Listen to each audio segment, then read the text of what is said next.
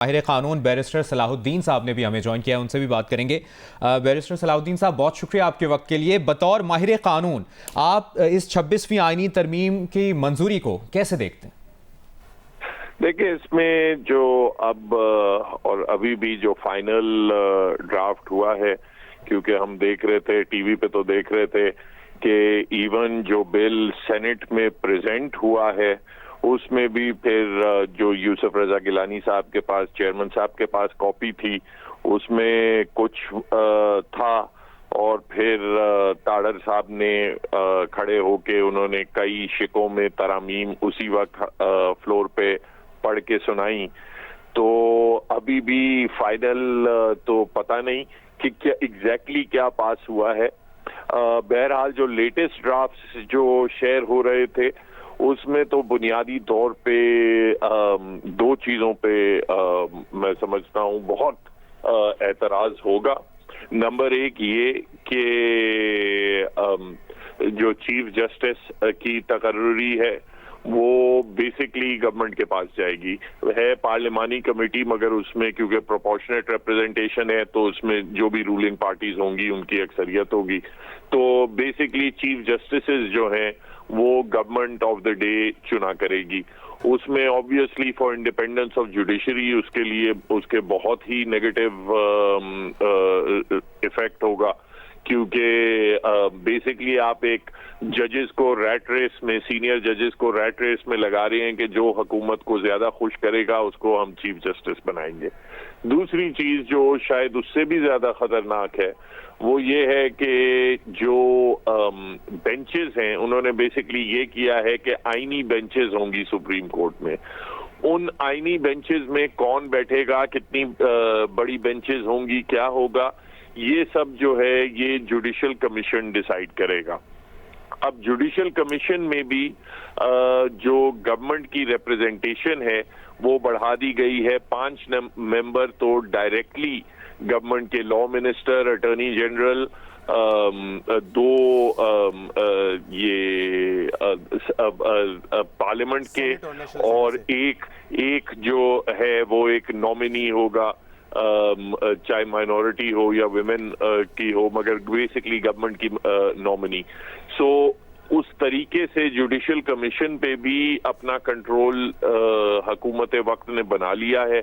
और अब अजीब बात है कि किसी कानून को अगर आप चैलेंज करें कि गैर आईनी है, या किसी हुकूमती इक़दाम को आप चैलेंज करें कि ये मेरे बुनियादी हकूक के खिलाफ है, तो ये सब जो बेंच आपका वो केस सुनेगा वो हुकूमत लगा के देगी। तो उसमें तो फिर बेसिकली जुडिशियल रिव्यू का कॉन्सेप्ट ही खत्म हो गया। शहजाद, आप कुछ ऐड करना चाह रहे हैं, सवाल रखना चाह रहे हैं? जी, मैं सलाहुद्दीन साहब से ये सवाल करना चाह रहा हूँ, क्योंकि अच्छा मेरी आवाज़ भी पलट के वापस आ रही है। सलाहुद्दीन साहब, अब देखिए जो 12 जुलाई का फैसला था सुप्रीम कोर्ट का, जिसमें उन्होंने रिजर्व सीट जो है वो पाकिस्तान तहरीक इंसाफ को दी, और इसके अलावा ये कहा कि जिन लोगों ने एफिलिएशन नहीं जाहिर की वो भी अपना एफिडेविट जमा करवा दें। अब उसका रिव्यू लगना है, लेकिन इस नए ड्राफ्ट के मुताबिक वो रिव्यू भी जो है आईनी बेंच के सामने लगेगा। तो ये आईनी बेंच जो है ये 5 रुकनी होगा, लेकिन जो फैसला दिया था वो 8 रुकनी बेंच था। तो जरा बताएंगे कि ये कैसे होगा कि क्या 5 रुकनी आईनी बेंच ओवर रूल कर सकेगा सुप्रीम कोर्ट के 8 जजेस के फैसले को? शुजात साहब, इसमें सॉरी आपको जरा सा करेक्ट करूं, 8 मेंबर तो मेजॉरिटी में थे। वो फैसला जो था वो 14 मेंबर्स का फुल कोर्ट था सुप्रीम कोर्ट का।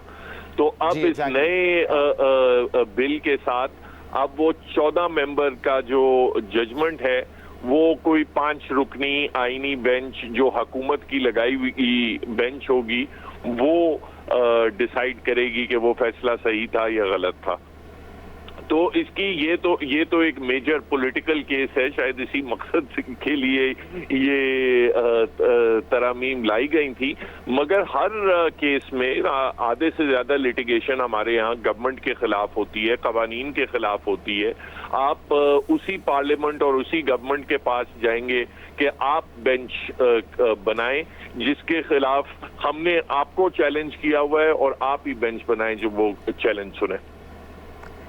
तो बैरिस्टर सलाहुद्दीन साहब, जी, जो हाई कोर्ट के जी मैं ये पूछना चाहता कि इसमें अब हाई कोर्ट के जजेस की इवैल्यूएशन की शिक भी डाल दी गई है और वो इवैल्यूएशन भी करनी है जुडिशल कमीशन ऑफ पाकिस्तान ने, जिसपे अभी हमने डिस्कस किया कि अक्सरियत जो है वो अब पार्लियामेंट की और एग्जीक्यूटिव की होगी और फिर वो रिपोर्ट भेजेंगे सुप्रीम जुडिशल काउंसिल के पास।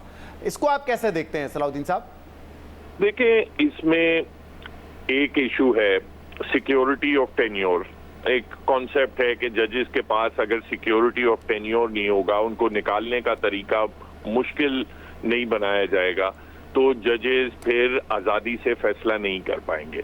तो जो ओरिजिनल आइन की जो शिकें थी कि आप सिर्फ आर्टिकल 209 के तहत आप निकाल सकते हैं, तो वो उस चीज़ को प्रोटेक्ट करती थी। एक आर्ग्यूमेंट ये दी जाती है कि नहीं, हाई कोर्ट जजेस की भी परफॉर्मेंस इवैल्यूएशन होनी चाहिए। अब उसके तरीकेकार सजेस्ट भी किए गए थे, जुडिशल कमीशन के सामने भी जो रूल्स बन रहे थे उसमें भी इसके हवाले से तज़करा था। मगर अगर आप इफिशिएंसी परफॉर्मेंस इवैल्यूएशन के नाम पे आप ये सिस्टम बना देते हैं कि हुकूमत जब चाहे किसी हाई कोर्ट के जज से नाराज हो तो उसको परफॉर्मेंस इवैल्यूएशन के नाम पे उसको बाहर निकाल सकती है, तो उससे ऑब्वियसली अदलिया की जो आज़ादी है वो बेमानी हो जाएगी। ठीक, बहुत शुक्रिया आपका बैरिस्टर सलाहुद्दीन। आप जियो न्यूज़ से बात कर रहे थे और अपनी राय दे रहे थे 26वीं आईनी तरमीम पर।